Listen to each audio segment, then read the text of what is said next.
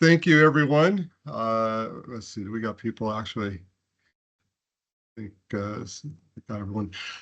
All right, thank you, everyone, for joining us for today's Silicon Valley Forum Fireside Chat. My name is Aaron Rose. I am the board chair of the Silicon Valley Forum. And today's event is titled Thriving to Use Technology and Knowledge for the Benefit of All. We'll have an insightful conversation with Ben Talin. So what is Silicon Valley Forum? We are a California-based 501c3 nonprofit organization that fosters innovation, entrepreneurship, and leadership in Silicon Valley and throughout the world. We achieve our mission through events, programs, and conferences. As the Silicon Valley Forum functions as a center of knowledge and connections, covering everything from the latest tech trends to the startup and investment ecosystem. And our activities are aimed to educate, train, inspire, and connect technologists, entrepreneurs, corporates, and investors. We've got a number of events coming up. Our next event will be on December 4th. It'll be actually in Spanish. My colleague, Patricia Verdejo, CEO of Silicon Valley Forum, will moderate a conversation with Dr. Ishmael Plesencia. We've got our annual State of the Global Tech Sector Luncheon in Sunnyvale on December 18th. And on December 6th, we will be in Las Vegas for an event with prior to CES.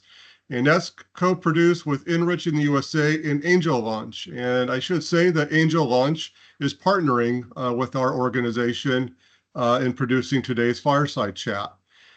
And then later in April, in the spring, we'll be part of the 18th Annual StarTides Capabilities Demonstration at George Mason University's Mason Square campus in Arlington, Virginia.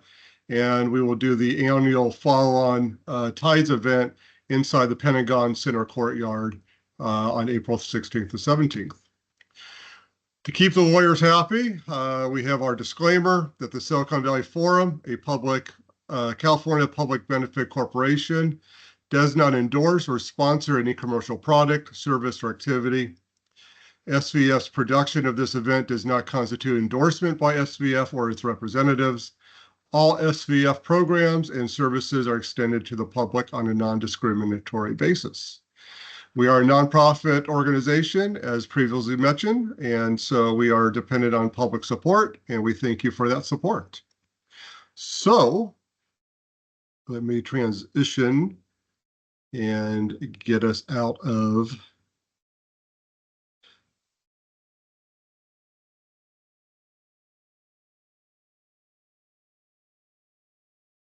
This is interesting, since in a week and 5 days' time, Teams has changed their... Teams is always changing, but unfortunately not for the better sometimes. Is screen share still happening, or is it closed? It's closed.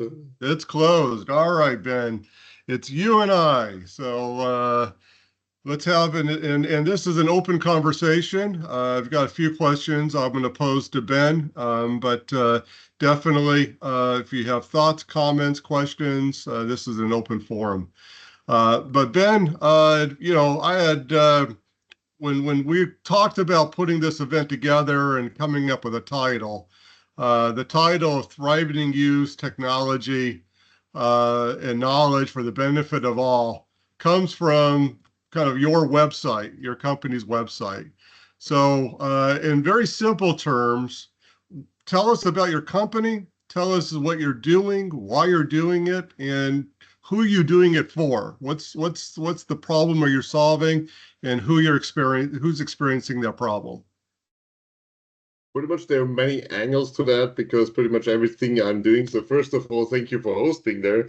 But also, I mean, if I give here a simple term, for me, it's always, I loved technology. I always loved that we can do something different and rethink the status quo. And I was always a believer that we can actually change the entry barrier to a lot of different topics. So we can actually give more people access to the future. We can give more people access to knowledge. And for me, one of the base principles, and actually also why my company was built on that, is actually if I give people enough knowledge and enough insights and enough information, I can actually change them and I can help them. Because, I mean, when first the book was printed, we already saw that this is changing the world because suddenly we can get access to knowledge and that changed people's minds. So that was a very strong belief. So pretty much everything I did with More Than Digital was then built around this basic concept of giving people more access to things they need to actually strive in the future. And technology gives us this ability, and we see that right now in all different ways. Technology is really something extraordinary in a way because maybe it doesn't make us smarter, but it makes more people smarter. So we can actually give more people access to things. And that is the base principle of MoreThanDigital also and what I'm doing there. So pretty much what we did is we have one platform that became one of the biggest business publications in the world. So we actually share for free expert knowledge around the world. We are helping about 2 million executives worldwide there. The next part of that journey, because it's a larger moonshot, is actually to give people a way to diagnose problems of their company. So that's the center part also. How can we help people to actually identify what is the problem they should learn about? Because if you don't know it, you cannot act on it, right? So it's always about helping people to either identify what is really going wrong or helping them to solve the issue or helping them at least to understand it. And I guess this is also why it comes down to our community, to our Be the Change commitment. If you see that, it's literally all over my LinkedIn. So we have an own organization, an NPO, that is called Be the Change. So how can we make a positive contribution to society, to economics, to science, to the global agenda, pretty much by using technology, by cooperating and doing much more. So sorry for the longer intro, but I hope it gives a little bit of a spanning why I am the naive Ben sitting here and trying to change the world. No, it's good because I think you're addressing, and correct me if I'm wrong, but really still we in what your business is doing, but we, the general population, is still trying to find the idealistic benefit of technology. And I still think there's a level that many of us have, a level of ignorance about how technology can be abused, how it can be misused. And so there's a benefit there, and then they can be used. So taking that comment into a question, can you give us more of a use case on how a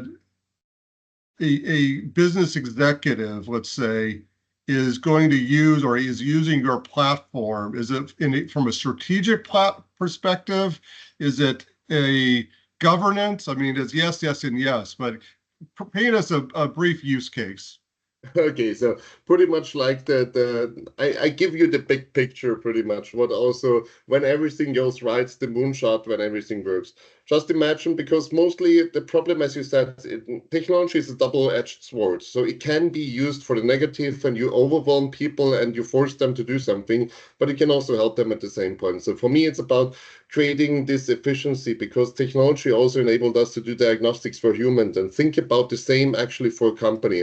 Right now, we don't know what is happening in the company per se. We always need to rely on managers, we need to rely on consultants and some external information because mostly you cannot see 1,000 different topics. It's the same with your body. You can feel that something is going wrong, and that is what companies know. So just imagine a system that is literally diagnosing everything in a company.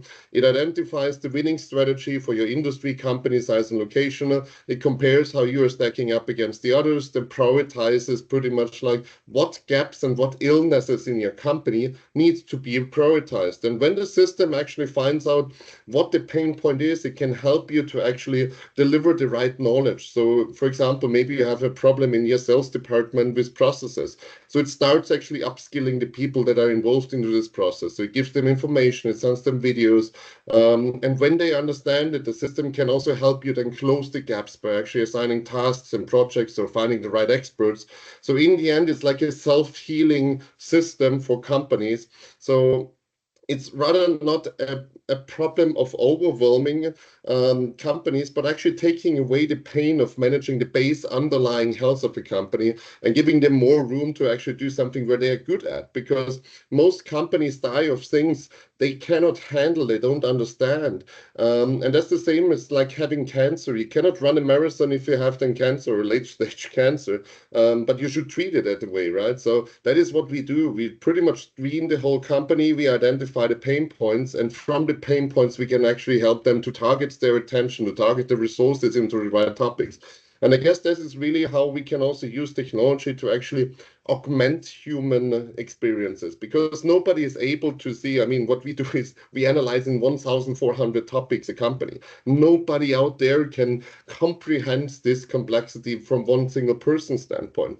And when you're reliant on people for a complex system, it's always you get a bias, you have a personal bias. Somebody wants to upsell because, yeah, I'm a process engineer, trust me, buy processes. So this is the problem that I want to tackle, because then we can actually focus more the productivity on doing cool stuff instead of painful things. So let's talk a little bit more about the geographies you're operating in. I mean, you're currently in the U.S. You're currently in Northern California. Is that correct? Yes, exactly. So Okay, actually, the sunny Northern California, you see, I'm almost in heaven here. and your company is domiciled in Europe, but is it in Switzerland or another country? It's actually, yeah, it's the holding is in the US, so it's a Delaware C Corp, the standard you expect. The operations is in Switzerland, and we have actually in Bulgaria our development post. So as it's my 13th company, I learned a little bit some tricks where it's good to be for which reason. So for the US, obviously, you want to go for funding. Switzerland is very favorable when it comes to taxes and operations and the neutrality, so you're not in one of these big trade war partner countries. And obviously, Bulgaria is also nice, lower development costs. So everybody here who is listening from a startup perspective, I can really recommend this setup, because that is really helping you in a big way. Because also Bulgaria is within European Union, so if you process data from within the European Union, you're compliant. Just a Well, little side note there. well, actually, let's talk about rules and regulations on how that impacts a business like yours and other businesses. European Union passed several years ago the GDPR, and I know what GDPR is. I don't know what it stands for, and I think only the best lawyers that do. But that's the data privacy Yeah. law. Um, there was some intention within the United States Congress to pass a national framework that's similar to GDPR. That hasn't happened yet, and so certain states, like California, has passed the CCPA, and other states, Washington State, Oregon, and others, a few states have passed something similar. But the European Union recently passed the first kind of framework that regulates AI. So kind of talk about, what you're seeing in the difference between operating in Europe, in the US, whether it's about technology development, business, scaling businesses, as well as the regulatory and legal framework. And what are some of the lessons you're seeing, and share some of your knowledge that we can learn from going forward? Yeah, sure, sure. As I'm also sitting in 3 different European commissions, and I was actually also one of the experts that was asked for the AI Act, so I can maybe give there some insights.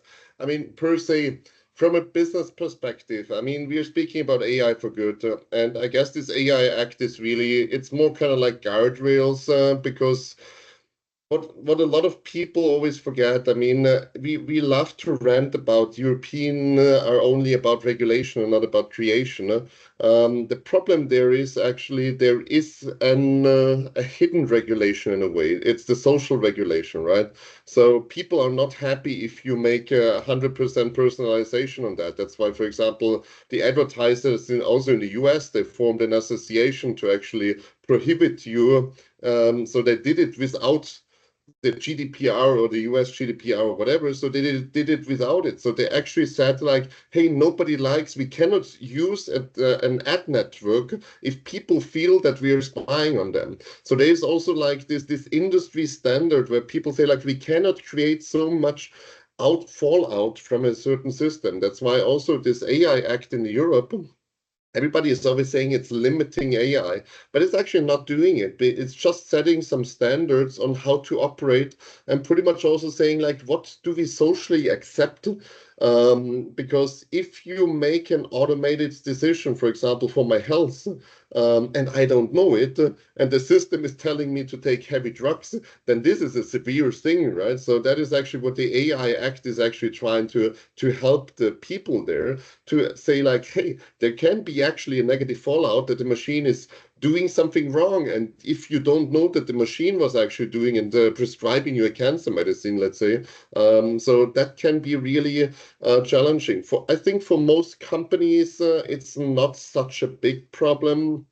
When you go to automated decision making, I think it's even something that can help them. Because if you can say that you are reading the regulations and just put in into ChatGPT what it really means, so it gives you pretty much an overview of the challenges you need to address. But it's actually very common sense in a way. I mean, it feels common sense for you as a user. For business, of course, it's regulation. But for you as a user, it's common sense. But the problem is if you are, as a company, doing something against the common sense of a user, the user get outraged, right? And that is actually why the advertising industry was also self-regulating it, not to use so much data and not to actually have perfect profiles of you, because we would be outraged as a customer. That's why I think seeing it in the US versus Europe, I think it's more an ideological war than actually a technological war. I don't think that the implications for businesses are so profound as everybody is always putting it. Yes, for very large companies, it might be an implication, but also, I mean, yeah, people are laughing that actually none of the LLMs is actually GDPR compliant because you don't know where the data comes from. So that is inherently a problem. So right now, yes, it is. None of the AI model is AI Act compliant because nobody knows where the data comes from, and you cannot actually say where the data is actually perceived from. So all of the data is pretty much we just believe that it's okay, and we just accepted that it's hallucinating. But if you do, for example, business decisions on something like that, and you don't know where the data is from or which bias is in there, then of course there is a problem. So you see, it's just raising a question a startup should either way have if they're dealing with the AI stuff. So I can go into different directions here from economic standpoint, but I guess when we're speaking here, I mean most of the people here are from the startup world, I guess. So I guess it's also a chance because in the end it gives you a compliance rule. What we have also seen with GDPR, people trust GDPR because they're like, hey, if they are compliant, they at least take care that my personal data is not whatever spread around the internet and everybody sells it. So that's even giving you an advantage if you use it per se. And just speaking about myself, yes, it was painful. I don't like talking about compliance topics and cybersecurity. That's kind of like, that's not my world. I don't strive on that topic. But if you do it from the first moment onwards, it might be one or two steps more that you just need to think. But if you do kind of like this compliance by design or this data privacy by design, it is even an advantage because you think of something that will later on either way become a problem. And I guess this is something that I can really say, and that's good that people need to think more about it. So sorry for longer. No, no. Well, there's a lot. What's your take on that? I mean, you also have so many insights, so I would also love to hear your side.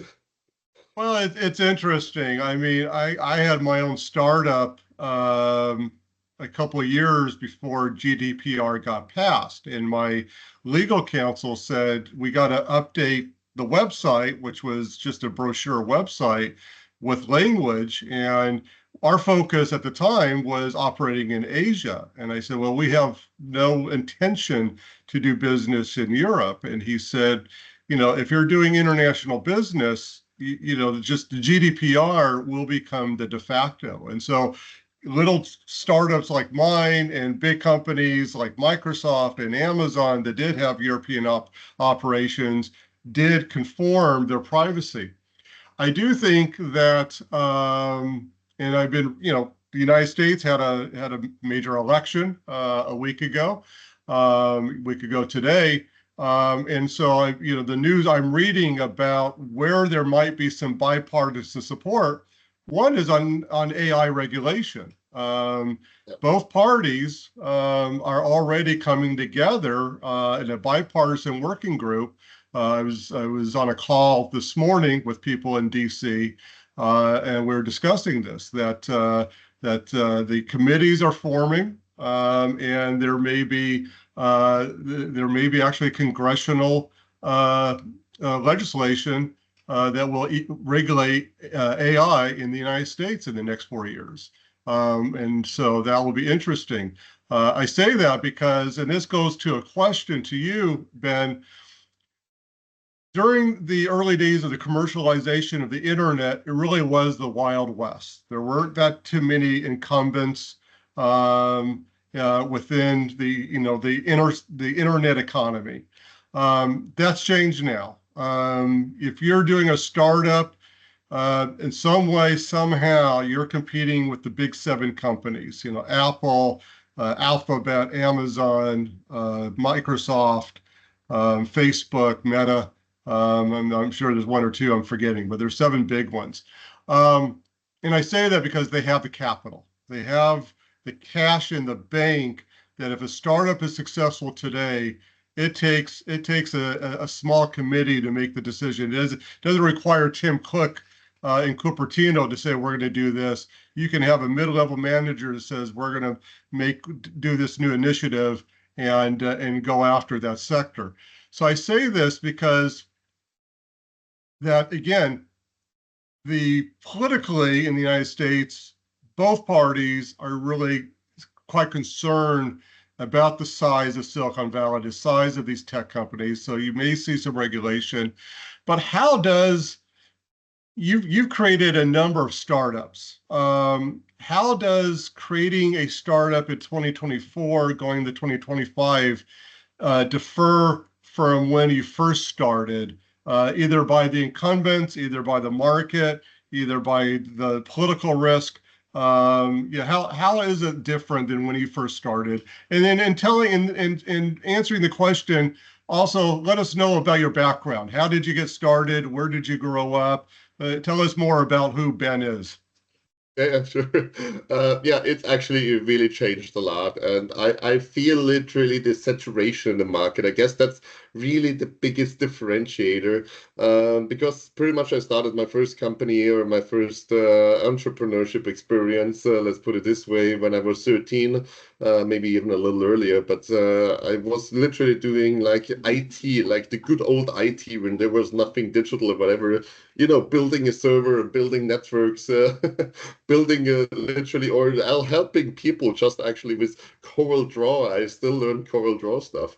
So that was really the early times when there was no saturation, when there was a lot of new things happening, when the internet just popped up and when you just loaded a picture for like a minute until you saw the picture. So that was like really the beginning of the computer age.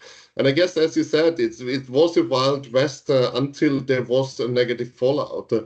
For me, it was also, I mean, I have been through a lot of different iterations and a lot of different waves from the early e-commerce waves to actually then all of the apps that were suddenly coming, etc. So you always had like these platform shifts that are happening. And I guess this is what we are maybe experiencing now. And I'm still not sure if AI is really a platform shift, but actually in the earlier days, and I thought I just discussed that actually with a younger entrepreneur, and he told me kind of like there is so much going on. And I was actually saying right at the moment there is not much going on because pretty much everything is just a little bit better. It's a little bit better graphics on computers. It's a little bit faster internet. It's a little bit faster phone, but it's not radically new. I mean, the iPhone moment was the last big moment where really a platform shift happened and you had like this mobile world opening up. But for the younger generation, it's actually like at the moment, it's just like, yeah, the computer gets faster or the graphics is nicer, or the Facebook app is running a little bit faster, or you have more TikTok to swipe through. But it's not really changing much. For example, I just recently read that actually the Facebook app per se, for the last 10 years, the footprint and the processing power of the app doesn't really change. So the phones got faster, but actually the necessarily the processing power you need to do that is not really different. It's like Word, right? It's Microsoft Word. We had it. Suddenly we can actually create documents in a computer. That was a massive thing, that you can actually create documents and you change the documents. But right now it's not really changing much. And I guess really what I said at the beginning is like there is so much abundance, and I also feel that when I see startups also pitching to me, etc., I see so many Me Too startups. It's really hard to get to come up with something really unique to solve a really unique problem, because it's really mostly it's kind of like here a little bit and here a little bit, and then we throw in some chatbot here, and then we have some automatic generation there. It's not fundamentally changing in a big way. Yes, of course, biotech has a huge potential to actually do that, because suddenly we can actually create more. I think also medtech will see a lot in the next years. But still, we are waiting for the next big platform shift, and maybe it will be quantum computers, etc. But creating nowadays a startup is really, you need to shine out from all this noise, and I guess it's also what startups experiencing. It's kind of like a lot of different companies coming together, a lot of different ideas. The noise is so much, so it's really hard to get actually a share of this noise, to actually do marketing, to get to investors, to get to customers, to get to whatever. It's just becoming harder, and you need to comply with many other things, as you say. Like there is regulation coming up, there is also social regulation. So we need to do stuff that was previously not there. Because suddenly you just don't need to have a phone book entry, but suddenly you need a complete website. It needs to look good. You need to have all your social medias. You need to post. You need to be online available. You need to have all of these things, which was previously not necessary, because you had a good idea and you were going out and you were literally just calling people and said like, hey, there is something new, and people were open to that. But people also, I think, I don't know how you experienced that, Aaron, but I also have this feeling people are tired of this constant innovation machine. So this noise got so big that people are, especially also in companies, they're like, what is new? I mean, everybody tells me something is new and radically new. It's always underperforming. I guess that's also one problem why people get a little reluctant to actually change. So it's always underperforming what marketing says. And I guess this is really one of the challenges. So what is your take there? Is there just so much noise, or is it just me? Yeah, there's a lot of noise. I remember attending CES this past January, and the big buzz was AI, and that buzz has just crescendoed louder and louder. And I'm registered for CES in this coming January, and I'm seeing the emails and the publicity, and AI is louder and louder.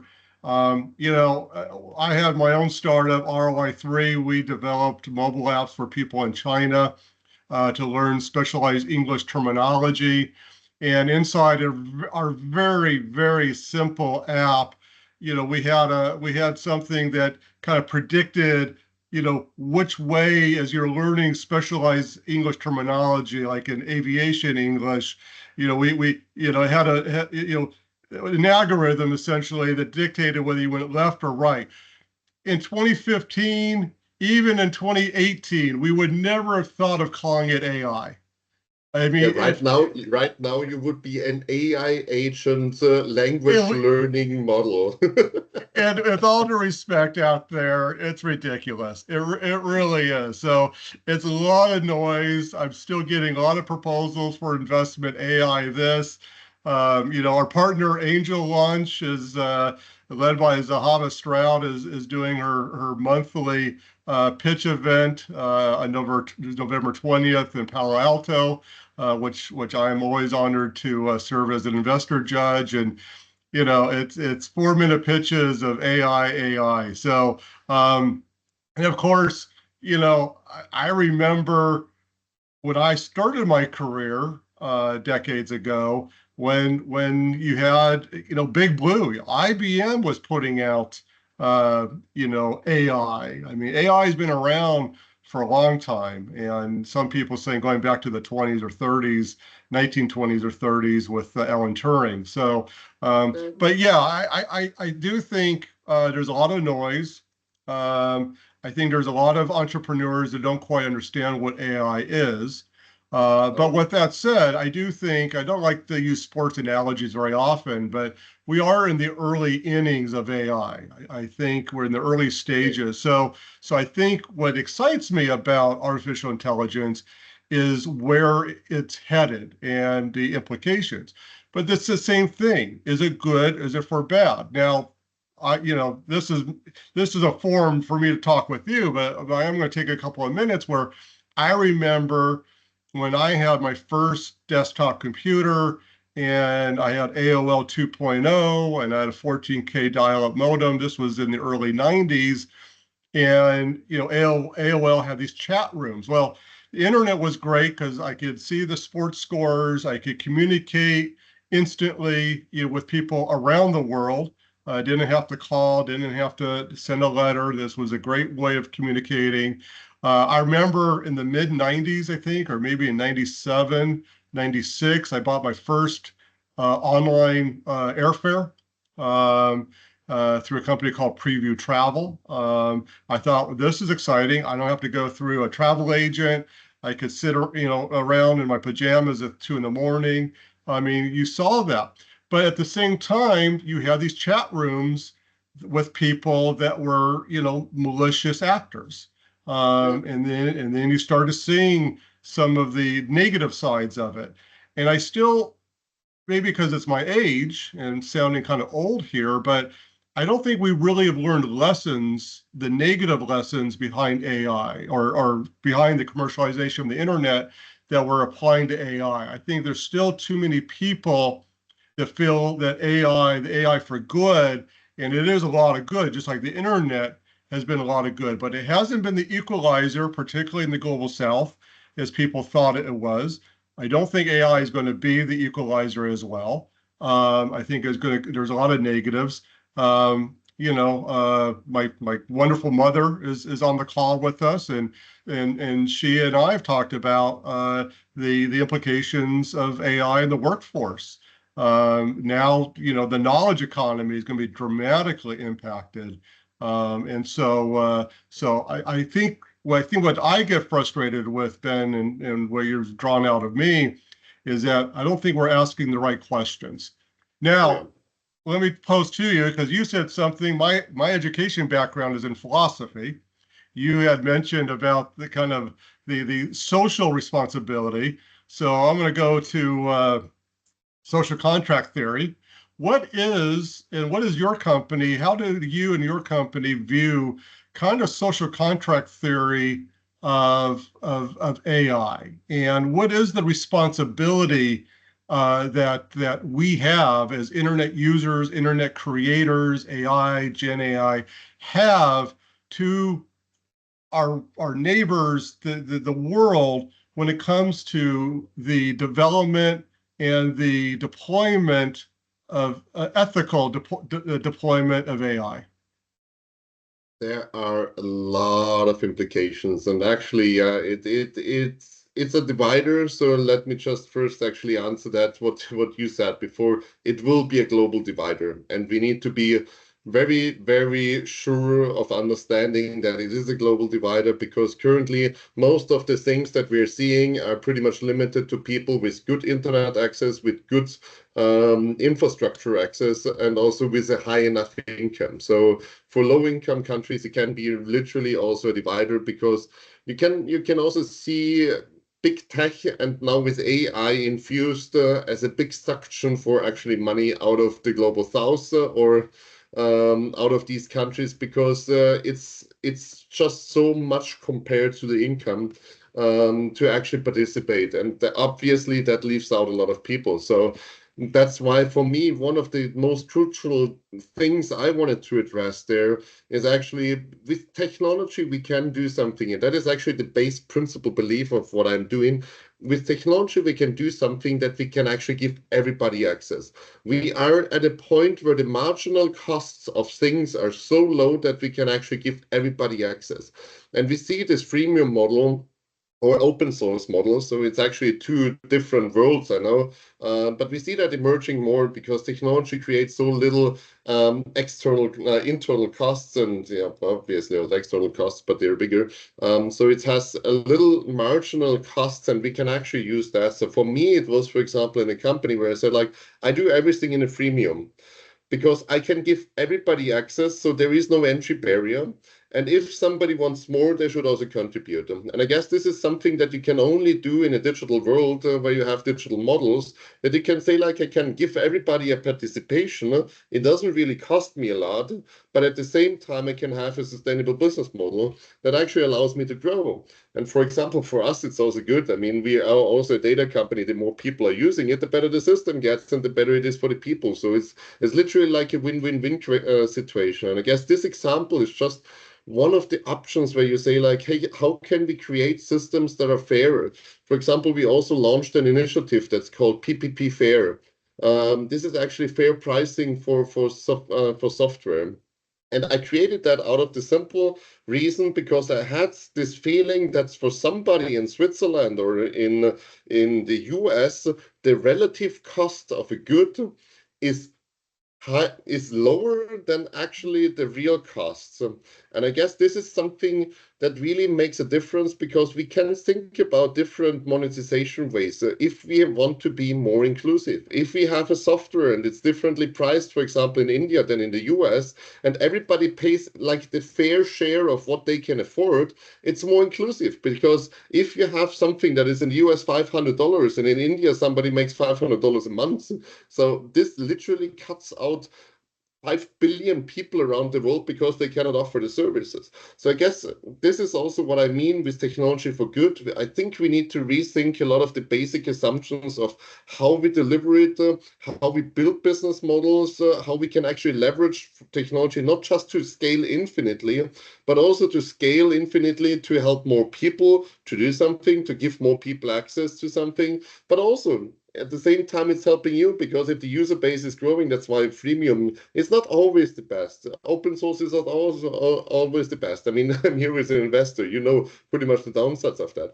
But we have the freedom now to think differently about business models. We think differently about giving access to people. And I guess this is really the power of this social contract in digitalization, because as you rightly said, there is a problem with this double-edged sword.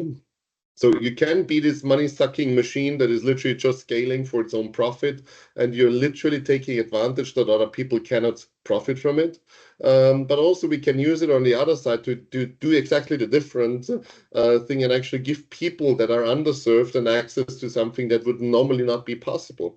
And I guess this is really the great thing what I see about technology. As I said, technology didn't make us better or more intelligent. There's actually good kind of research that since the 1990s we're getting a little dumber. But in the end, when we really look into it, what happened is that we have more people with access to knowledge all over the world. And that is a great development because more people can suddenly access YouTube and suddenly you find millions of videos explaining you something. Suddenly people have access to Wikipedia and getting access if they want to learn something, they have access to it. And I guess this is really something when we are changing a little bit the narrative of kind of like this maybe a bad word here, turbo capitalism, that we are just actually thinking about that. But if we just add a second dimension to our optimization criteria and say, like, how can we give more people access, but how can we also scale our business? I guess by just adding this thought model to your decision making, we can change quite a lot because pretty much what I've seen also in our community, because we have about 1,000 companies and experts around the world on board, many people adopted it. It's actually not hard to do something like that. It's not hard to actually think about it. I guess we just forgot to ask the right questions and maybe add this little variable into our optimization criteria.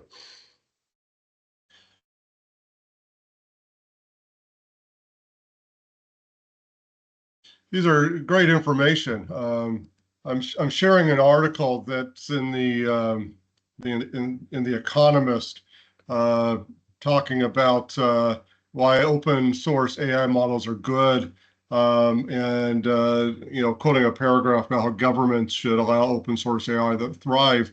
Um, Yeah, what do you think? I mean, we're here in Silicon Valley, and kind of the creators and also the gatekeepers of AI. Um,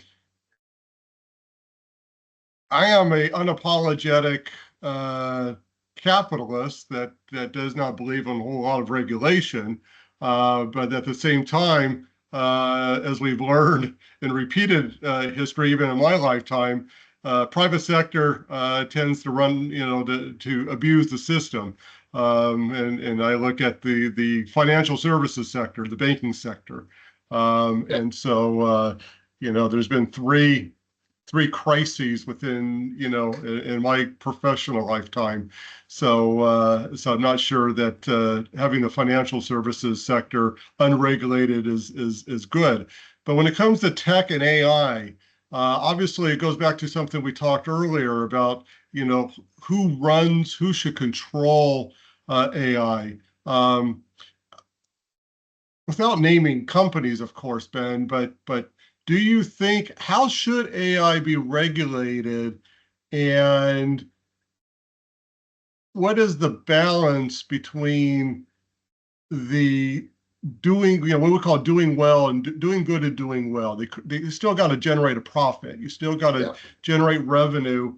And so I think that's a concern a lot of people have, is that if you leave it too open source, that it limits companies' the ability to monetize, where they're doing it mostly on the service side of things versus licensing and the IP rights. How do you look at it? And how does that fit into your business? Candidly, how does your business generate revenue? What's your business revenue model? So first business revenue model, so pretty much this freemium part. So it's upselling to the premium, but also as we are also a data company right now, it's really about how to actually measure economies, how to measure economic impact. So that's then the governmental side and the institutional side. So how can we actually help them make better policies? That's part of how we make money. And that's actually valuable data. I'm plainly open about that because it's literally the first time ever that we can measure the health of the economy and the health of industries. And then we can literally tell them where there is pain in the industry. So I guess this is also one part of why we can offer it also for free. So this is kind of like the more people participate, the better a data set gets and the more valuable it is. And that's an example how you create this win-win-win situations when you have kind of like when you think it's ruined. That's the same kind of like with GDPR and regulatory. When it comes to LLMs at the moment, I guess this is a very different thing. LLMs is something that the fun thing is it becomes cheaper. It becomes cheap to train. It becomes cheap to actually run. And also, just yesterday or day before yesterday, have you heard the news about OpenAI's GPT-5 that actually it's not infinitely scaling to get better. So it's just a little bit better than actually the model. So it has 10 times bigger training costs, but it's actually just a little bit better. And I guess we reach this plateau pretty soon. And I guess what I would also say from a governmental point of view, it makes sense to actually have like an own country LLM that is actually being trained also in a way that actually the society and the culture is reflected. And that's the big problem at the moment. What we see pretty much there is a very big bias from which language you're training it on. What is the base language? Where are you training it on? From what kind of ideology you're training it on? That's why I think we will see that more governments will interfere that. So we see that in Japan happening. We see that in China happening. Also, India is now trying to do that. Europe is also trying to bring out now the European own LLM model, which was actually trained with 27 member states, which is also an interesting experiment. It's like a combination of 27 member states, right? So if you train that, and suddenly you have 27 cultures that are in one neural network, which will be interesting to see how it will answer like the Vogue questions, where you see the biggest difference. Um, but I think it's also something that is just at the end a commodity that we will use in a way. So I think there is no real, and that is my personal belief, there is no real moat in an LLM model, because in the end, this is public available data. Everybody can do it. Computing power will get cheaper, and we see that the plateau is coming. So in 5 to 10 years, when you really think a little further, when we have specialized chips, the ASICs are coming out at the moment at a very rapid rate, and they're 100 times more efficient than GPUs to actually do that stuff. So when you do all that, and when you also see this exponential value of pretty much using something like this to do your interference, then we will see that it becomes such a commodity that there is no real moat to defend there. So I guess for us, it doesn't matter because we have, for example, and that comes back to your question, we have defensible moat because we have data nobody has. And that is, I guess, that is the difference between training an LLM with public data or having pretty much an AI that, I mean, we literally needed to create first a model to get the data, which we trained on our stuff on. So nobody else can have this data until they recreate it. And I guess this is also when we are speaking about how AI will make sense is actually when you have the right data and when you have the right business model. And obviously also you need to have network effects, you need to have a branding effect, you need to have a lot of different other things at the moment to actually really strive because as I said, there is so much noise out there. It becomes hard for new startups to do that. I mean, we have, for example, I was lucky. I can say I was lucky because pretty much every year about 2 to 2.5 million people know our brand, and I can use this brand value, this network value, and all our partners and all the institutions that know us to actually go out and do that. And for example, this diagnostics what we are launching wouldn't be possible if I didn't have this backtrack there. So if I would be a completely new company, you wouldn't give me any data, right? So that's somehow that becomes like a value. And that's why I said if you cut through the noise and if you can actually steer the noise towards you, it becomes a value. But I don't think LLMs per se will be a big moat. And yes, most countries will actually train their own LLMs because computing cost will go down. Training the model makes sense to be actually culture specific and regional specific. And then you can actually go from there. And the governments will make it open source. It's just like a dictionary in the country. Then a dictionary is an LLM. You mentioned something. There's been a debate about who owns data. Do I own the data? Does Meta own the data? Does Alphabet and its Google subsidiary own the data? How does that question of who owns the data change, if at all, when it comes to Gen AI? Well, that's a very, I mean, you love philosophy, right? That's a very philosoph I mean, the philosophy behind it is pretty much if I create it, and that's why we have the copyright. So that is pretty much the base protection of everything we do. If I create something, the copyright pretty much protects me. Right at the moment, the problem is that I published it online, and now we need to discuss, is training based on my copyright a copyright infringement, or is only using the same thing, again, a copyright infringement. So if I write a smart sentence and the LLM gives a paraphrased version of this smart sentence, is that pretty much my copyright or not? And I guess this is really, I mean, some judges around the world are doing that. Also in the US, in Germany, I know a very big case at the moment where they're actually trying to figure it out. It seems like it's a very long discussion with a lot of different variations of argumentations behind it. Um, the base problem comes back to actually why most LLM models are not compliant with the AI Act in Europe, because nobody knows where the data was coming from. So pretty much they are, even if you say I don't allow it, they can still crawl it and they can still steal it. And I guess this is the bigger problem than saying like, okay, I'm okay with it, or it's publicly available. For example, we also for the learning bots on More Than Digital, we blocked everything from the learning bots. But funnily, I found actually my CRM on an LLM being trained, and because I published a lot of management series, etc. So per se, we didn't allow them to take it. It knew from the CRM. And so I need to say, like, is it now actually infringing my right because I said no, but they still did it? So we can also go back to this question about the Me Too movement. Maybe this is the new Me Too movement, so my data too. But it is really, it's becoming quite of a problem, I guess, also for companies. Right now, it's a wild west because everybody just scrapes whatever it comes by. Everybody just gets all the information on the internet, tries to classify it and put it into a model.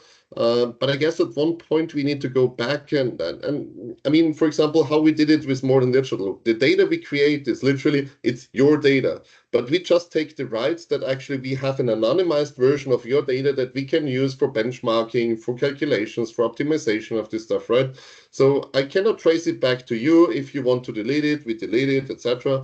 So that is actually a different version because you actively need to opt in. That is a different side of the medal. But the other side of the medal is you cannot, even if you opt out, somebody is taking it. So that is the problem where I guess the law is also coming in, and why a lot of people are suing when they suddenly find the book in an LLM and say like, hey, I don't want my book knowledge to be actually in an LLM, and the LLM explains me what this book is about, then people don't buy the book. So I understand the author who said like, I actively blocked it and my publisher blocked it, but still my book is in the LLM. And the LLM cannot tell you where it's from. So it's actually stealing without knowing where it stole from. And then the companies just say like, I don't know where it came from. It's just an LLM. So I guess there is the fight over the rights, because if you steal something, you cannot just say like, I don't know.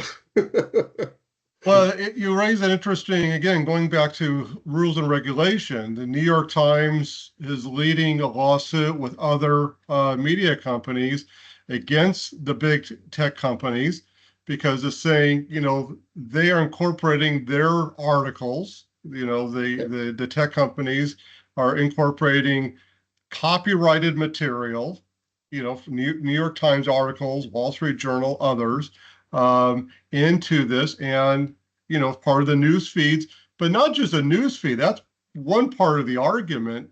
The other argument is that these algorithms are summarizing these articles and making that information available. Yeah. And through the Google platform, through the Meta platform and Facebook. And that's New York Times and others feel that that's a violation of the copyright law. And so it will be interesting to see. I fully expect that case. I don't know the status of it, but I fully expect that a case of that nature will go to the U.S. Supreme Court, and that could Yeah. be a very interesting precedence. Um, Especially with US law, it's very interesting precedents because it's precedents law, right? So it actually sets the precedents for a lot of different things in the future. So I guess this is rather more impactful than a regulation in the USA because that could really change the trajectory of a lot of these businesses and how they handle it. And that's why I still think that governments actually have a very good mode in actually creating localized governmental models because first of all, they train it on vast data sets they either way have. And actually they train it with publicly available data they either way own. And also if it's governmentally trained, people are more likely to say like, yeah, sure, train it on that. So I guess there is a mode actually when there is such a precedence being set that even governments and open source models are doing well. And I also just read in a feed I posted yesterday on LinkedIn or day before, somebody was commenting that actually LLMs, the open source LLMs are catching up. So all of the open source LLMs seem to be almost on par now with the proprietary ones. going back to a question you posed to me about kind of the state of the AI sector. Um, Again, another article from The Economist, this current issue, really draws out the argument that there are more individuals within the workplace that are experimenting with AI and Gen AI than corporate policy. Um, and so, uh, Yeah, I do think, I don't know if this affects your business, but I do think that many AI startups that are being born today are too soon. I think, unless they are really prepared for the long haul. And I'm talking about very, very little revenue until for years to come. People talk about valuations, but even OpenAI, can argue that it's terribly overvalued. But if you look at net profit, I think we're a long ways away. But we've got 3 more minutes here. Let me ask you, what are some lessons here? We do have people that have their startups here. Um, and uh, and I see that yeah, Alex thinks that I think when AI is able to monetize individuals' personal data for themselves day to day, that will be the UBI. So, yeah, the UBI is interesting, and that's the universal basic income that has been thrown around recently. But as more people, as jobs do get eliminated, particularly the tech jobs, the knowledge jobs get eliminated and eliminated permanently. It does raise the question whether countries will need to adopt UBI on a more than a pilot project. There's been various municipalities in the United States that have done it. I think in Finland, there's been, but it's never been done on a nationwide, let alone a yeah. continental wide. So, thanks, Alex, for that comment. It'll be interesting. But the few minutes we have here, Ben, what are some of the lessons learned going forward? And what does your crystal ball say? What is it that you're looking at that's going to impact either your business, the sector you're operating in, and you've got experience.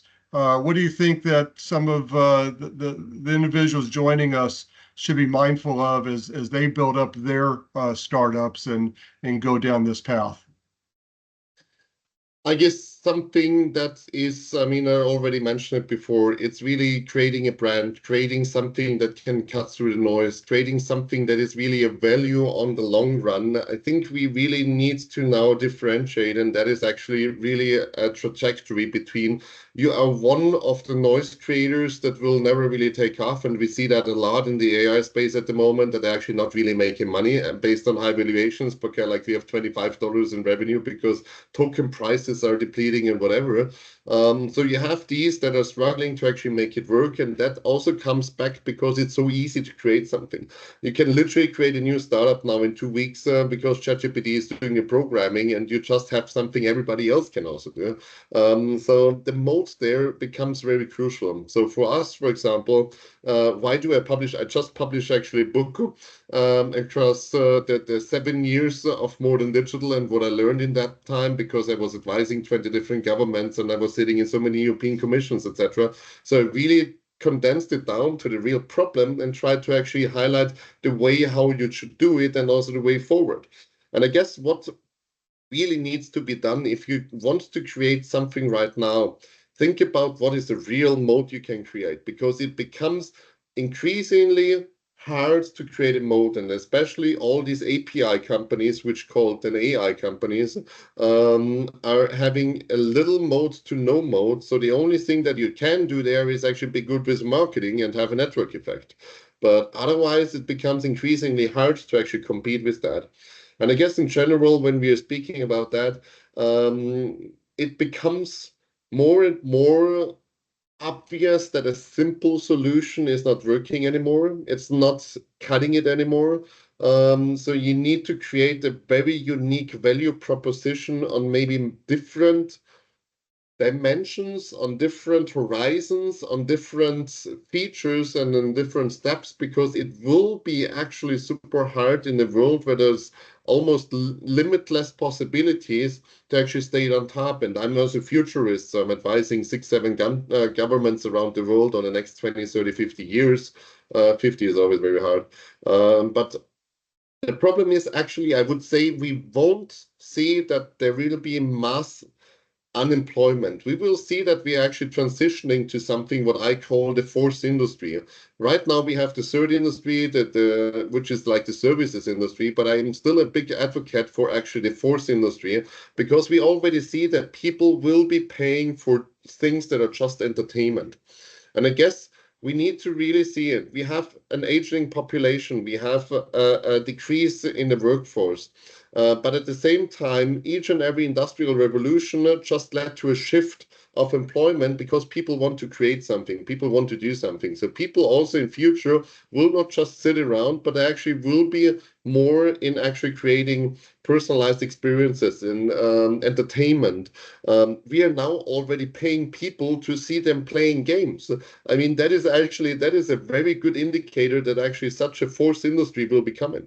And I guess also right now it will be harder. I mean, for example, the business world, what we are doing with MoreThanDigital, it's very much focused on the business world. It's a massive problem, and that's why nobody really had an angle to actually do that. And that's what I'm trying to do, because it's such a massive problem.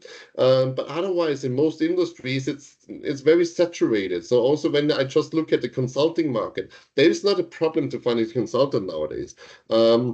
But that's why I say there will be a shift in employment, there will be a shift also in the industry, and there will be a shift towards less production, less agriculture, less actually services per se, but actually way more in the entertainment. And I guess if you really want to build a future-ready business, try to make it in a way that you can actually have these megatrends incorporated. So aging population, actually people are more disconnected from the physical world. So we are spending 3.5 hours per day on a 2D screen on our phone, raising to 4 soon. So if you have something that can create joy and entertainment, then I guess this will be a very good market in the future. But if you're the 10,000 CRM system that is actually creating automatic spam, this will be becoming a very hard topic, because everybody can create spam at the moment, which is automated, and some AI agent is doing that. I guess the real topic here is that people need to understand not just the current market trends, but also the future market needs. And I would really recommend everybody just subscribe to some futurists and read about what they are doing, because the next 5 to 10 years, we will see massive shifts. The only thing that is maybe also interesting here for all the people, think of a global trade war and how you can actually profit from that. For example, we, as MoreThanDigital, I always say, if there is a catastrophe in the economy, it's the best thing that can happen to us. So because the more people that are struggling with their business, the more they need help, and we can actually offer them for free help. So that is for us kind of like the perfect situation if the global economy would go bust. Um, but that's why I say it's now taking longer to really build the brand. It's taking longer to build a startup. We see that also from exits and Series A funding, etc. So everything takes longer because there is so much noise. So you need longer into the market. You need longer to develop your customer base. You need longer to have this network effect. You need longer to actually create a real moat.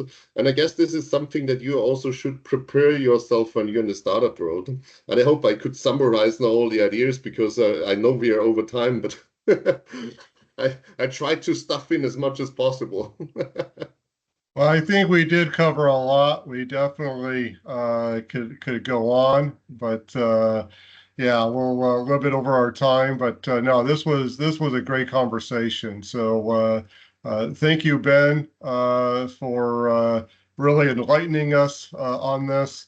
And this conversation's been recorded. It'll be up on YouTube later today, and registrants will be able to get access to it.